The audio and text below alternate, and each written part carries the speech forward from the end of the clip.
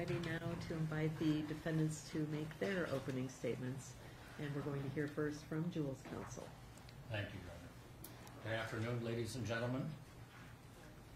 I guess I'm going to adopt a somewhat different approach that you heard from the very distinguished Attorney General for the state and from her this very able counsel, Ms. Sutton. My approach is going to be more along the lines of doing two things. One is to provide some balance, and I have an illustration of that. And the other is to provide some help to you. We will have plenty of time as the trial proceeds for vigorous cross-examination, confrontation of witnesses, discussions. It will be intense and interesting. And at the conclusion of the case, we'll all be able to get up before you and argue the case. At that point, we will also have the benefit, and you will have the benefit ultimately, of the instructions on the law. So there was some reference to the law that applies here, and it was correct. But the court will give you fairly extensive instructions on the law, so you can see how you can marry your duty, which is to find the facts, with the standards that the law applies. That's judgment, and that's your ultimate goal and ultimate task in the case. But I won't be able to avoid some argument. It's part of the process. It's part of how I'm built. But I want to begin with balance and help. So to give you an idea of balance, this is the same chart that Ms. Sutton showed you. And you may remember that she said that by end of 2018, there were more kids that were vaping with Juul than there were adults. Remember that? Well, it's not quite balanced. As you see, there's something called the denominator. You need a denominator for percentage, right? And if you take a look at the denominator here for the blue bars, the kids, is 12 to 17 years, whereas the denominator for adults is 18 and older. It's a much larger population. So if you want to know how many actual adults are vaping with Juul, the number dwarfs, much larger. Well, dwarfs maybe too much, but pretty much dwarfs the number of kids who are vaping. It's not to minimize the toll and the problem represented by youth use. But there's another very important part of this case, which has essentially been omitted from the presentations as you've been given, which is what was the purpose of this product. And the purpose of this product was to provide a benefit for adult smokers.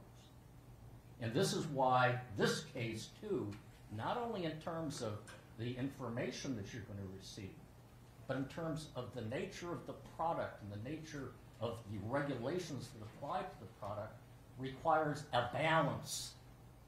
You never heard the word balance in the arguments that were just made.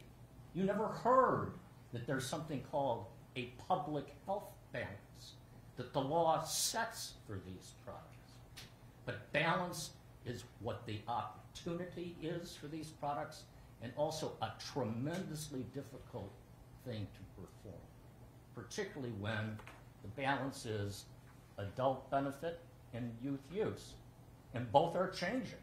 And nobody wants youth use. Well, how do you strike the right balance? But balance is required, as you'll see.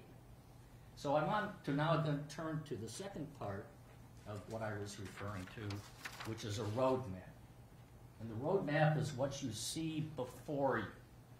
And this is my take on the roadmap.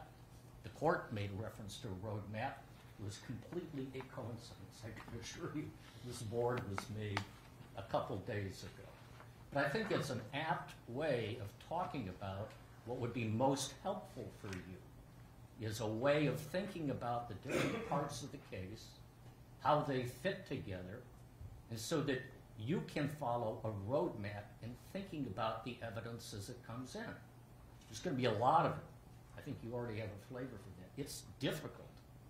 And so what you now have to do, or at least I suggest that you do, is you start to think about the pieces of the case and how they're going to fit together. Because I can assure you, the stream is like a fire hose of information that's coming out, and it won't necessarily be in a neat and orderly form.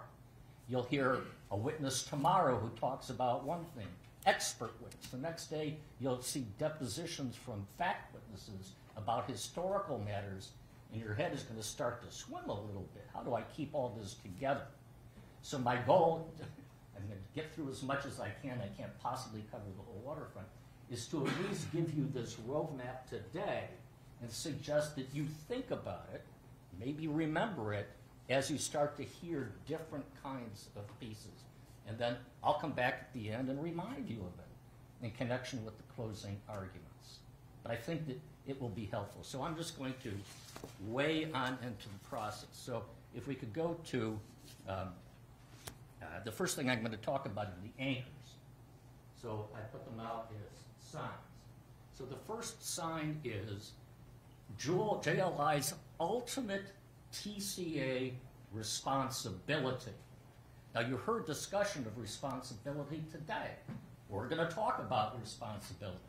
You heard discussion of Minnesota today. We're going to talk about Minnesota. You heard about Juul. We're going to talk about the science of Juul, and we're going to talk about damages. So these are largely the big anchors of the case. We're going to cover them all, but in a somewhat different way. So let's begin with JLI's ultimate TCA responsibility. What is the TCA? It was passed in 2009 and signed by President Obama. And it gave the Food and Drug Administration, for the first time in history, the authority to regulate tobacco products. And that statute would ultimately come to include these new products, electronic cigarettes. And so there's a responsibility we're going to talk about. And of course, the court's going to talk to you about responsibility too. But this is a particular regulatory framework that had responsibility for these products, and the manufacturers, like my client, had a responsibility to aim for the goals of that statutory framework. So we're going to talk about that. In order to get into that, I'm going to go back to some basics. So if we can show slide 3, that's the next one. I'll click it. Ah, there it worked. So there are 3 categories of nicotine products. And this is pretty basic, but it's really important. You've got the e-cigarettes in the middle. Juul is one of them. You've got cigarettes on the far left, and you've got nicotine gum and patches. They're very different products, although they all contain nicotine. And the purpose of this slide is to get you to focus on a very important distinction. It says switch. The purpose of Juul and the function of Juul is to help smokers switch. The purpose of nicotine gum and patches is to help them stop using nicotine altogether. Now, sometimes the words are used and confused with one another. Sometimes, in fact, there are situations, our own documents will talk about cessation. But the functionality of switch is very simple. You're a smoker. You're not interested in quitting nicotine for reasons that we'll talk about. But boy, you don't like the health effects of smoke. So what's the purpose of the e-cigarettes? Is to give you that same experience, that same functionality without chemicals that we know are deadly and will kill you. That's its functionality. The purpose is not to help people quit. There's too much nicotine that comes out of that to help people quit. The idea is to produce enough nicotine to match or come very close to, comparable, replicate, mimic the smoker's nicotine experience. Why? To give them a tool for getting off of those cigarettes. That's the function. Not designed for cessation. It's not the purpose of the product. It's also true that if you take a look at the next slide, slide 4, I guess I should click it, they're also different in the risk that they pose. And this is called a continuum of risk, which is a fancy term. Cigarettes are deadly. Nicotine gum and patches at the other extreme are safe for the purpose for which they're sold, which is to help people wean themselves from nicotine. E-cigarettes are in between. They're not safe. They're not designed to, like a gum or patch. They're not deadly. They're somewhere in between. They have risk. And the concept of harm reduction is just what we're talking about. You have harm reduction, and this is a term in the medical literature and in the medical and public health community. You have harm reduction when you take one step to switch, and you have even more harm reduction if you go from cigarettes all the way through and stop using nicotine. This is a continuum of risk, and the harm reduction concept are fundamental to understanding everything about e-cigarettes. We all know, if we go to the next slide, just to begin with cigarettes a little bit, #1 cause of preventable disease and death in the United States. And I'm not going to spend a lot of time going through all of this data. A dramatic way of illustrating it is 1 out of 2 smokers will die prematurely. Pretty dramatic. Pretty dramatic. Pretty awful product, awful diseases. Why is it that cigarettes are like this? And this becomes very important for understanding e-cigarettes. Cigarettes are like this because of their chemistry. It's the chemicals in smoke that make smoking toxic and deadly. It's chemicals. How are they generated? Looks like a really simple thing, a cigarette. It's a tube with tobacco and paper and a filter. Actually kind of complicated engineering that's involved to make it uniform and perform the way that smokers expect. But it heats that tobacco leaf out of the fields, gets burned at 2,000 degrees, and it produces a smoke. And the smoke contains lots of chemicals that are, we call or think about as the tar, and it contains nicotine. People smoke for the nicotine, but they die for the tar. This saying goes back decades. It's been known. Why not just quit? Don't have to go through a lot of statistics, but it's really hard, as you've heard. Fewer than 1 in 10 smokers overall quit successfully in the past year, and there's more. Very difficult to quit. Let me just give you a little flavor for what I think you'll hear. People who smoke are using the nicotine in smoke on a regular basis is a way for many purposes, one of which is modulation of mood. It evens out your mood. It's called biphasic. It's a little bit of an upper and a little bit of a downer. It leaves you calm, in control, and active. And certain people try it and they stay with it for a whole variety of reasons, but that's very compelling. A mood modulator that's part of your everyday life. That's what nicotine addiction is all about. That's why it's so hard to quit, because it's woven its way into your life. That's why smokers who don't want the toxicity then think of, maybe I'll switch to another source of nicotine. I'm addicted. I don't want to quit, though. I don't want to quit the nicotine, but why don't I take a step away from risk? What is an e-cigarette? It's got no tobacco in it. It's got e-liquid, which is nicotine extracted from tobacco leaves and other chemicals that are used as a carrier to create the aerosol. But the nicotine is essentially, we'll talk about its properties in a minute. It's then heated, not burned, it's heated, enough to create the aerosol, and it comes out as a vapor. Pretty neat if you can do it, and do it in a way that replicates cigarettes. It took years and years. People spent billions of dollars trying to figure out how to do this. And you'll see, not very successfully. What's the chemistry like? Well, the chemistry of an e-cigarette is very different. There are over 5,000 chemicals in cigarette smoke. there are about 100 chemicals in an aerosol from a Juul product, for example. And some of them are the same, but in much lower amounts. Some of them are different. It's addictive. Why? And we've talked about this. Gum and patch is not addictive, but people don't like it because it's not the same experience. So what is it that is key here? If you want to help people switch, you got to give them the nicotine. The FDA itself has said it's part of their harm reduction approach. FDA signs on to harm reduction. Take steps, move along. Says you got to give them nicotine because otherwise they're not going to take the first step.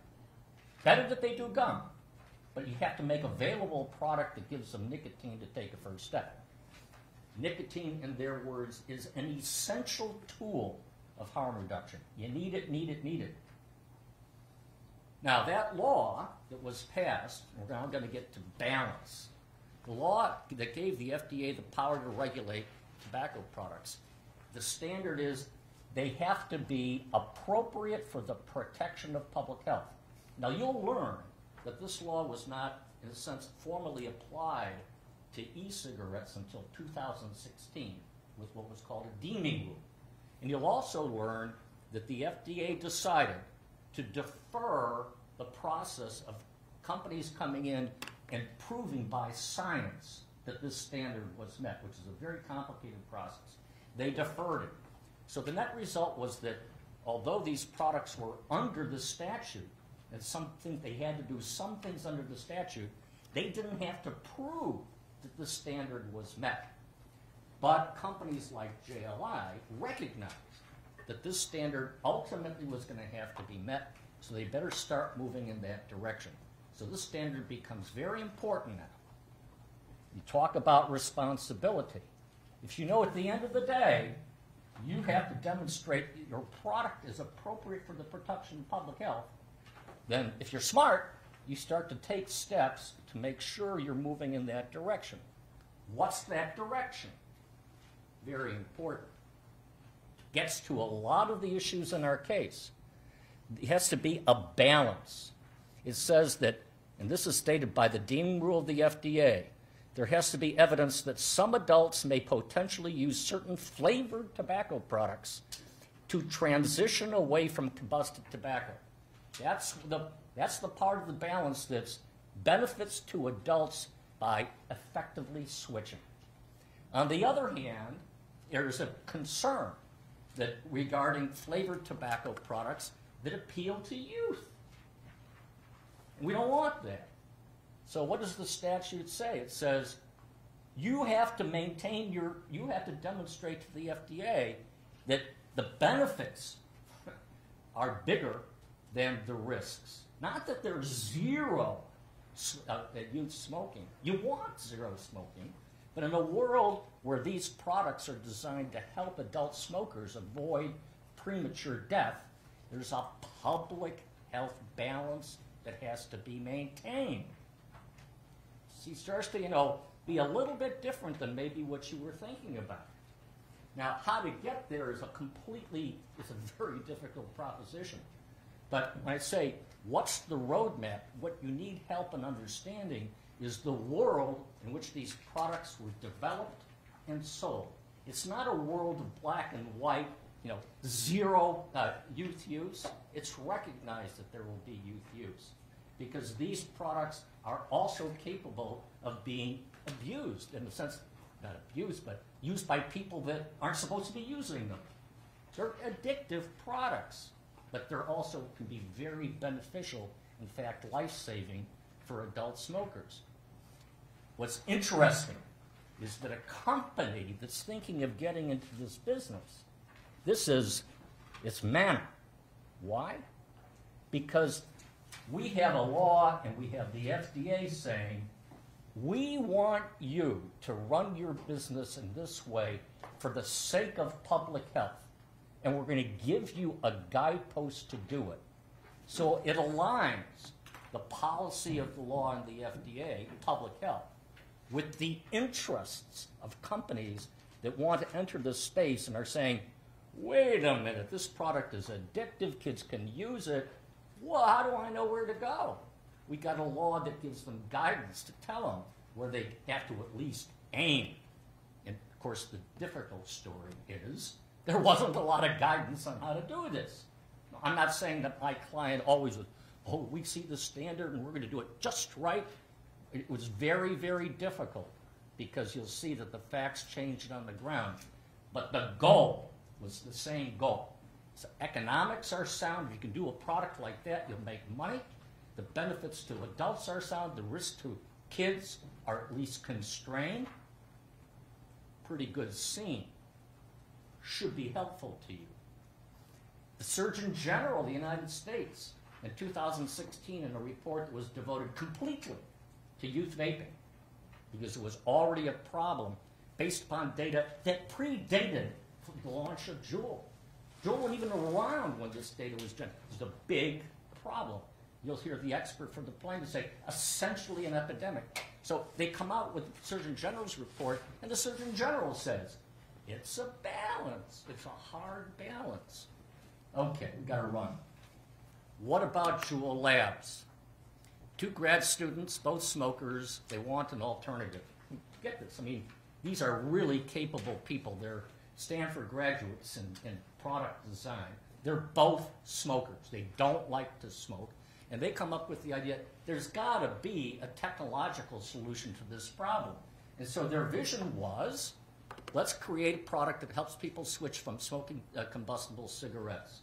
It's all this stuff about how Juul's just in the tobacco business and it's, the tobacco playbook or whatever it was. These guys went into business to fight smoking. You'll see other things. They wanted to render the cigarette obsolete, and their financial alignment was perfect because if they could do it, people would swamp to the door to get the product. Enormous demand for a product that would satisfy smokers and yet help them reduce their risk. So this business that somehow this is just tobacco stuff, it fights the whole notion of this company. Now, to be sure, if you want financing to run a business like this, guess where some of the financing is? It comes from tobacco companies. Why? Because they're watching their world of cigarettes decline. This is the world of the future. They want in. Strategic alliances. Think Altria, JLI. Strategic alliance. Big company, highly successful, major product on the decline, tons of resources, including scientific, sees a product coming up and says, wow, I want some of that. Juul's owners say, we're not so interested. Big negotiation that happens. Complementary. A product, they take a minority position so that they're not running the business. But a product that's a great product for Altria to be a part of. They bring things to the table. Juul says, hey, well, 1/3 share is okay because they need things that Altria has, like expertise in dealing with the FDA. All these generalities. It's kind of like, what kind of world are we in? It's just not what happened here. Okay. So how did Juul come about? Well, the market for e-cigarettes took off beginning in 2011. They were developed in China. Everybody started to make them. All the major tobacco companies made them, and whoo, off they go. Only one problem. No one liked them. They were too harsh. They didn't give you the same buzz. They didn't taste good. They were bulky, inconvenient. So people tried and tried. The market became big. But guess what happens? The surveys were done scientifically. Among adult e-cigarette users, 48.8% discontinued e-cigarette use after, I think this period is about a year. And 11% decreased the frequency of use. So they're checking it out. They're wildly excited to see something like that. But they don't stick with it. Not so great. That was the problem. And so these guys decided, let's try to crack that problem. 2 guys. And they talk about all the money that was. These guys initially worked in an office that was kind of, it's called in Dogpatch, San Francisco, which is better than it sounds. But it's not exactly, the Ritz. And they worked for a long time. Their first product didn't work at all. It looked like Apple style. it kind of had that modern feel. Nobody used it. Not like you put Apple style, all of a sudden the kids start to run around using it. So that didn't happen, and they decided to try to develop Juul. And I got to run. So here's basic tobacco stuff. Blended tobacco contains nicotine salts. What does that mean? It's not the pure extract. There are natural organic acids in the tobacco leaf. So when the nicotine gets produced in the smoke, it's the pure nicotine chemical, but it's also in the presence of acids. And so it is a nicotine salt. And that nicotine salt, you heard it said, oh, this was just out there to design kids. The nicotine salt is what comes out in cigarette smoke. That's a nicotine salt. So what does that give you? It gives you two things, the buzz and satisfaction. Remember that biphasic effect. Boy, it's terrific. It keeps you on, keeps you focused. And it also gives you a throat impact. What does that mean? When you inhale it, there's a catch at the back. So when you inhale a cigarette, you suck on it, you create a vacuum in your mouth, but you don't inhale it. You then open up your throat, and you get this little hit at the back of the throat. It's a little harsh, and that's called throat hit. And that's also part of the experience. So how do you then go ahead and figure out, you're not going to have any tobacco that's burning, right? You're not going to have a cigarette, and somehow you're going to replicate that smoke process. Pretty tough.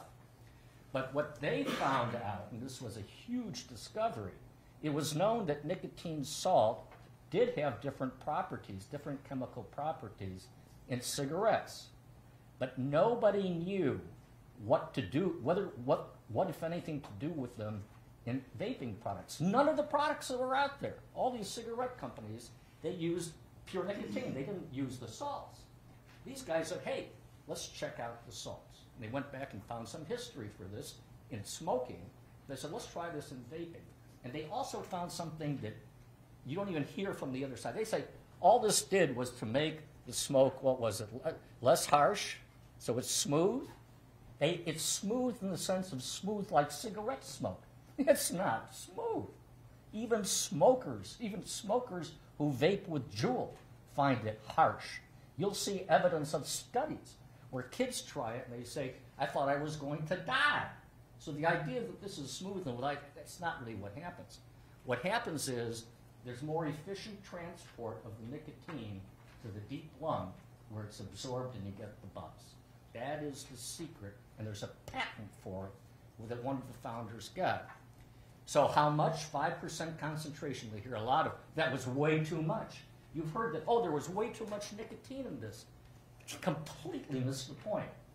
The touchstone for how much nicotine and what kind is what does it take to be just like a cigarette for people who are full-flavored, kind of established smokers. To replicate the cigarette experience, if you can do it for those people, you're set. And their judgment was that it would take 5% nicotine, and the ultimate test that you'll see is blood absorption, and you'll see the curves. That this curve for this product was very close to, oftentimes less, but very close to that when you smoke a cigarette. They got it. They got it. What about the device? It was designed to puff like a cigarette. Same puff size, same puff amount, same concentration of nicotine as in a Marlboro. So we want not only to be satisfying, but we want the puffing. Can you imagine how to develop a device that replicates puffing on a manufactured cigarette? It's just really kind of a remarkable task. So what about the shape of the pod? I've got one here. I had to be taught how to put it together, but this is what it looks like. And it's got a little base. If you pull off the base, it looks like it's a UBS plug. And this is a little thing that you can put on your desk, and beep, there it is, right? So everybody says, "Gee, that's so slick and discreet, and everybody can hide it." I don't know if you walked into my kids' room and I saw it. I said, "What the hell is that?" But it is what it is. The key thing is, it was developed specifically to appeal to adult smokers. So that there was they picked a design they thought would be totally distinguishable from a cigarette, because they felt that they didn't want to be reminded of cigarettes when they used it. So they designed it to be different from cigarettes for themselves as smokers. But they then did consumer research, and everybody was jazzed by this. Smokers, they thought it was neat. It was not trying to be a cigarette, innovative, more a device for smoking, is what they said. So the idea is that this is all to lure kids and, oh, they're going to go hide it. That's not what it was. Of course, however, look, on the left is a prior e-cigarette called Blue. It's tiny, it's slick. It looks like a cigarette, but it's certainly easy to conceal. You could probably put that in your pencil holder and nobody would really know what it was. And why would you get the same kind of dimensions and appearance? Because adult smokers don't like to be seen smoking. It's embarrassing socially now to be a smoker. People don't want to be around a smoker. So you got something in your mouth that looks like a cigarette. Guess what? It's not so cool. And so what did they do? They developed something that was sleek, different looking, not so kids could use it in school, but so it could be used discreetly by adults. That's what it looks like. I'd take it apart, but I'd mess it up. It's actually a very complicated device. The most important part is this part, that little pod at the top. That's where the e-liquid goes down, it's heated up, and it comes out as a vapor. It's right there at the top.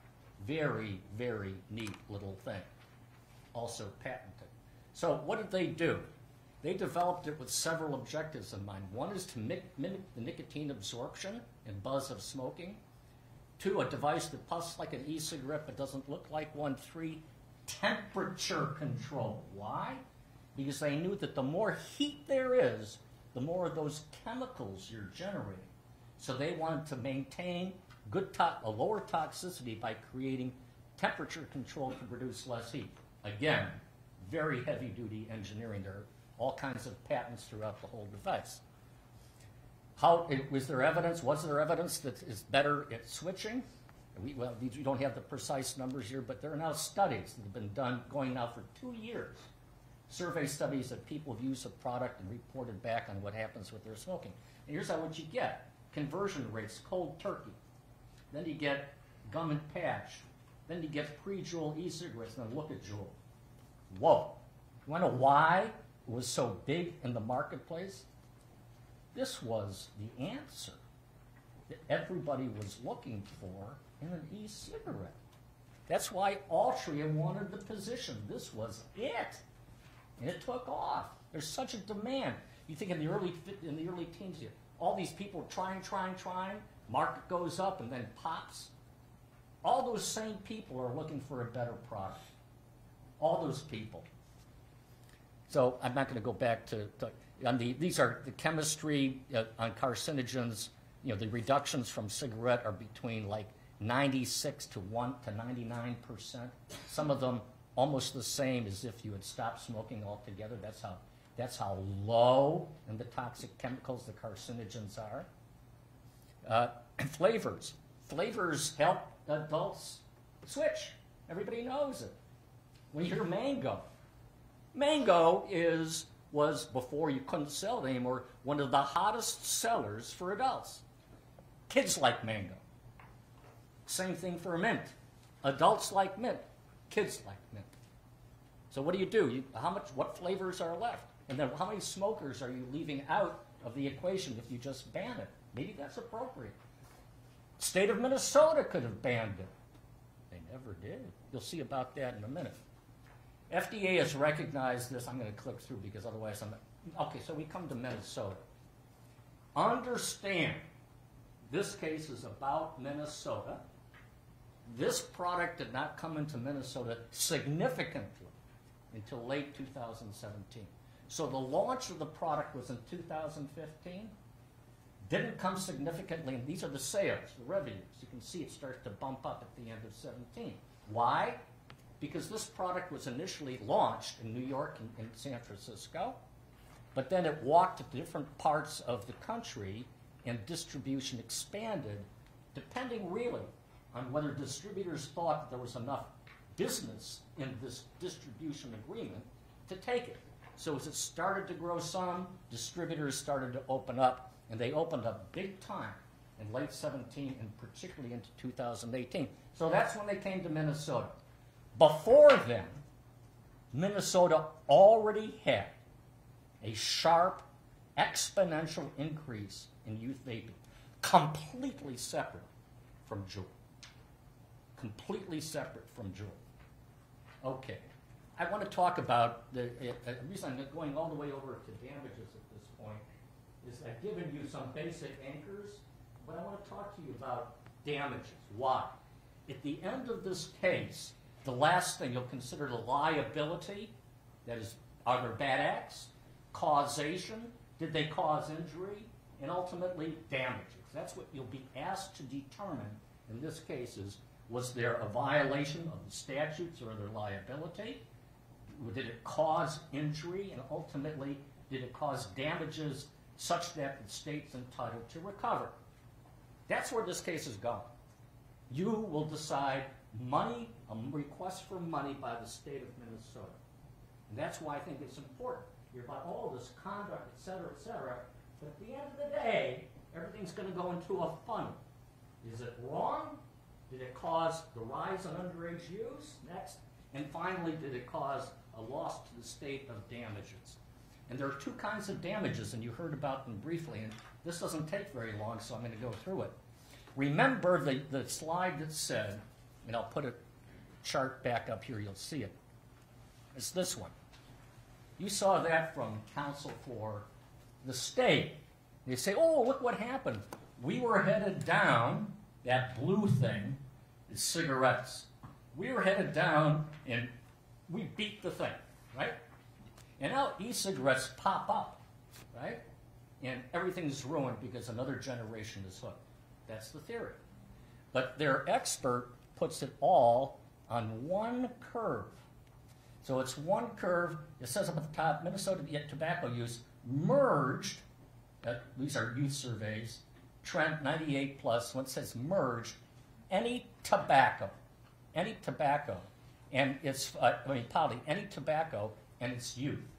So it's merging into one curve, both smoking, vaping, chewing, whatever else was in there. Here it is. All these things are merged into one. Well, if you merge them into one, it does come down and go back up. But what that curve conceals is that, in fact, what was happening with smoking is that it wasn't going back up. It was continuing to go down. So as you'll see here, the smoking, it continues. In fact, it goes down even more sharply once e-cigarettes rise. Why do you think that is? Maybe it's because smokers, or even kids who are checking out tobacco, say, I'd rather have a product that's not a cigarette. So the effect of the cigarettes is not to dip another generation to cigarettes. This curve starts to go down, and it keeps on going down. So the real story here is this. The decline historically is in smoking, not vaping. The rise is in vaping. What the chart doesn't show you is that smoking continues to decline.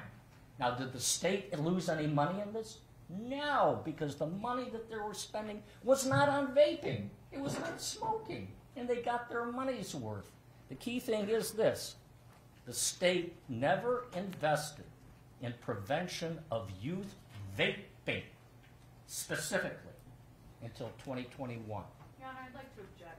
Mr. Bernick is just testifying. I don't believe he's talking about what the evidence is going to show in this case. He's been talking about his kids, which I don't think they're going to be coming here. Well, I've instructed the jury before, and I'll instruct you again. What the lawyers say is not evidence. And so it's going to be up to you to listen to the evidence and see whether it plays out as counsel is predicting. So I'm going to overrule the objection. The trial will be the test of what the proof actually proves, and you're the ones who are going to decide that. Mr. Bernick, you may continue. Yeah, and I'll try to, I promised at the beginning not to be so carried away, so I apologize, and I'll get back to the roadmap. The other part is a gateway effect. That says that people who are vaping now become smokers, and the state will have to pay. That's called the gateway effect. That if you vape, you'll start to smoke. You'll see it's a very, an unsettled area of science.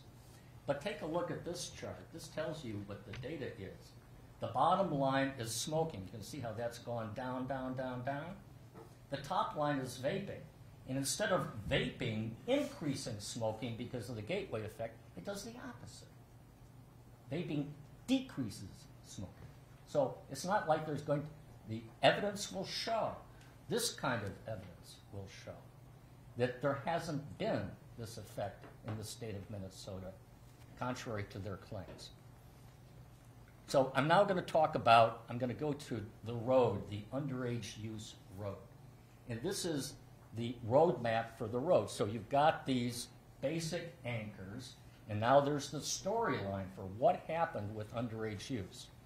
It's got three basic categories. One is trends of youth use nationally and in Minnesota. What are the trends? Two, what are the claims of wrongful conduct by Juul Labs? And three, cause. Remember, cause. What caused the rise of youth vaping in Minnesota, and what brought it back down? So I'm just going to click through these because I'm going to run out of time. As I told you, youth vaping rose. Before Juul came into Minnesota, it rose nationally from 2011 to 2015. Surgeon General said, youth and young adult use is now a major public health concern. Growth is astounding. Before Juul's even on the market, and say, well, why?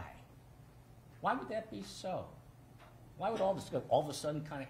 And so the evidence will show a few things. First, teens are hardwired to engage in risky behavior. It's really undisputed. And you've got all these different things. So there's a driver. Second thing is this. Where do the kids get the vapes?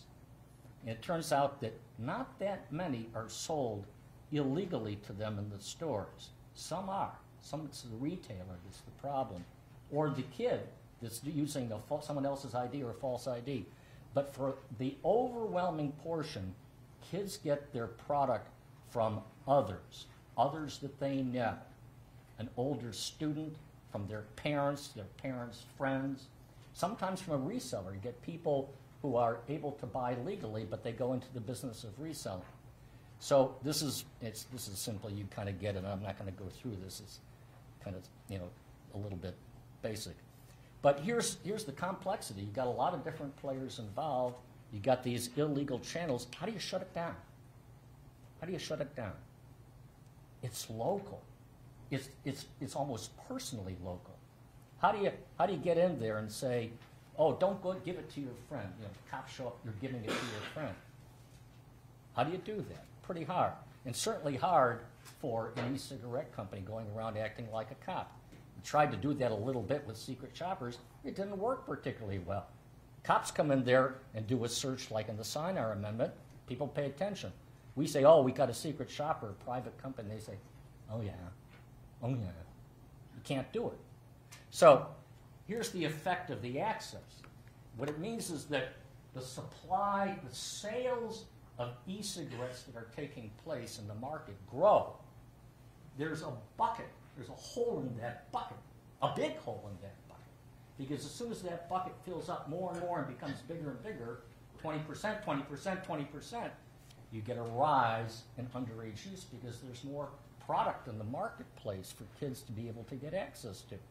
This has been the arch problem of stopping youth vaping, is controlling access.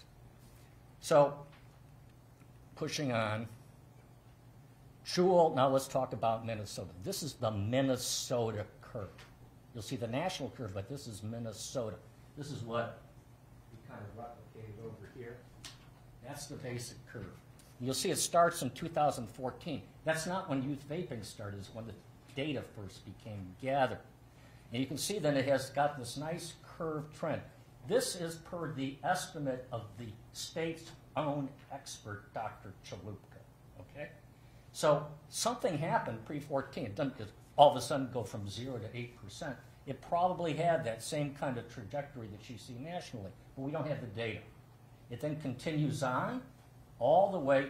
Here's where Juul enters. Now, tell me if you can see that the entry of Juul had any effect. Well, I asked the expert that question. He said he couldn't see one. Didn't look for it. Wasn't part of his job. But Juul was already coming into an already exponentially growing market. It then goes up, and whomp, it comes down, and you'll hear why and how the problem was mitigated. It's not even go to zero. It's still a problem, but it's been very substantially mitigated. Again, the expert says it's exponential. Where was Juul? Same expert calculates the Juul share. And it says, this is an estimate, so it's not like it's 0-0. But based upon using that national path data, he says 2014 is before Juul's even on the market. In 2015 and 2016, in Minnesota, because we hadn't entered yet, there was 0% of youth use in Minnesota. All this exponential growth was for different kinds of products caused by maybe the growing marketplace as a whole, but not by Juul. It then rises, and these are all based on his calculations, until it peaks here. And then, I don't think he actually provides estimates. I tried to check that before I came here. But in 2020 and 21 and 22, Juul use nationally comes way down. So here's what it looks nationally. Nationally, this is the national curve. In this curve, you actually have national data saying, identifying Juul as the user's customer or usual brand. And you can see what happens. As the use drops, Juul drops, but actually Juul drops even faster than the rest of the industry. Juul as a usual brand is not measurable by the survey of last year. Why is Juul different? Juul was number 1, 2019, Juul number 2, 20. Then you got the pandemic year, which has got reliability issues. But in 2022, Juul is way at the bottom at 8 and not actually statistically measurable. And that's what the report was. This is rank. So what now was the secret sauce? We don't, that's not, we're not going to say we absolutely got the answer in this case because it's very complicated. And we can't say that, oh, Juul did such a great job, we drove the curve. We're not going to say that. What happened was, remember the access problem. The access has got to be cut off. There's another problem, category problem, which is if one company cuts back on anything, flavors, whatever, the other companies who are not interested in youth prevention, they'll eat up their share. So if you really want to solve the problem of youth use, there has to be category action. Well, there was category action at the federal level in 2020 and 2021, and look where it goes. The state also took action at that point, and I'm going to cover them last of all. So what's this is a slide that says the only thing that you can really do to solve a category problem, the government's got to act. No individual company will really do it. Action taken in 2020 and after that moved the needle. What drove Juul's steeper decline? Don't know. Maybe some of the things that it has done that you'll hear about in youth prevention. Just not sure. Probably had some impact, but we're not going to take credit for the action that was taken by the authorities. Claims of wrongful conduct. Can go through quickly. What is Juul's Lab's position on its responsibility? Remember I said responsibility. And you saw the quote from counsel about are they going to take responsibility? And the answer is our CEO, former CEO, our former CEO at that time did a lot for the company, but he said when he was there, and this was all happening, and I tell you, you're going to see all kinds of emails, all kinds of chaos. In 2018 and 19, when this thing is peaking, people are going nuts. And how do you solve? What's the problem? How big is it? The data was just coming out. How do you stop it? Juul was under incredible, pressure, and it didn't have a lot of answers. Nobody had really good answers. But at the time, and shortly thereafter, he said, yes, our product There's no question that our product is what is the number one product in the country and the number one product that the kids are using. And we have responsibility to take action to resolve that problem. And you'll see that that's what they did. Lots and lots of action. So the company has completely accepted responsibility for the fact that its product was out there, was being used, and has sought to discharge that responsibility, and you will be the judge of it. But this case is different. This case is not simply the Juul product was involved. This case alleges, as you have heard, the most virulent, strong, intensely focused allegations of wrongdoing, that we targeted kids, that we addicted kids, we harmed kids, and we did it intentionally. I'm sorry. We are defending vigorously against that claim and denying it. That is not what we did. And there's nothing that we did that was intentionally wrong that caused this rise of youth use. This rise of youth use had lots of different factors. Yes, it's complex, but the biggest factor was the rise of these products in the market because adults wanted them, and the leakage in the marketplace to the kids. And that's something that there's a lot of responsibility to share. And on that note, I'm literally going to go ahead, and I'm going to plant a couple thoughts in your mind, and I'll do it this way. If I can find my little notes here, 32, 45, 45. I want to go up to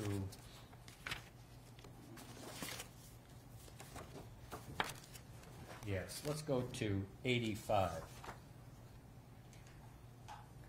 I didn't intend to jump over so much, so I'll use this slide to give you a little bit of a review because I want to get to the end and close this off. So by the time Juul comes into Minnesota significantly, a lot of things have changed. So we had an advertising campaign back in 2015 called Vaporized. You saw some of the images, very colorful images. It was developed to target young adults, actually millennials, 25 to 34. There's always going to be spillover. So whenever you heard the word, is it attractive or appeals to kids, lots of things, including these products, are attractive and appeal to kids. And you can't make them not appeal to kids without making them bulky, ugly, and unattractive to adults to whom they're targeted. So there is spillover. That is something that you try to limit. The FDA says you try to limit it, but you don't sit there and sacrifice all of the benefits of the product by making it unavailable effectively or unacceptable to adults. So there's always going to be spillover. The campaign had the right target, but it had the wrong content and it had the wrong focus, and the company was actually kind of in somewhat of disarray at that point. The CEO was asked to step down.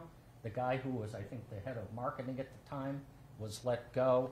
The product was rebranded over the summer within weeks of its being launched. Formal takedown in October, and that campaign was history. And the company has acknowledged that it was a mistake. Acknowledged, and we will acknowledge here, there was a mistake. It was not intentionally in targeting anybody, but it was a mistake. We then rebranded to see the kind of thing that you see here at the top, product focused, because the product was what we were really selling.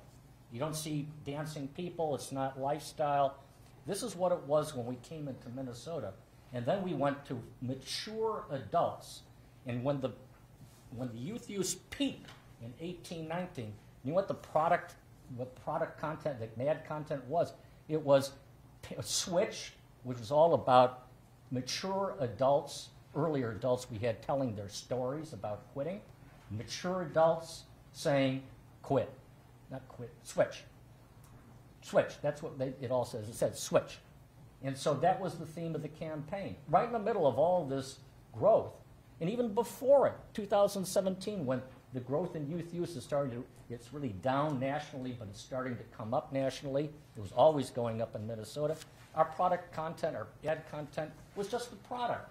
It was holding it up like this and saying, what? What's the message? Simply satisfying, because that's what it did.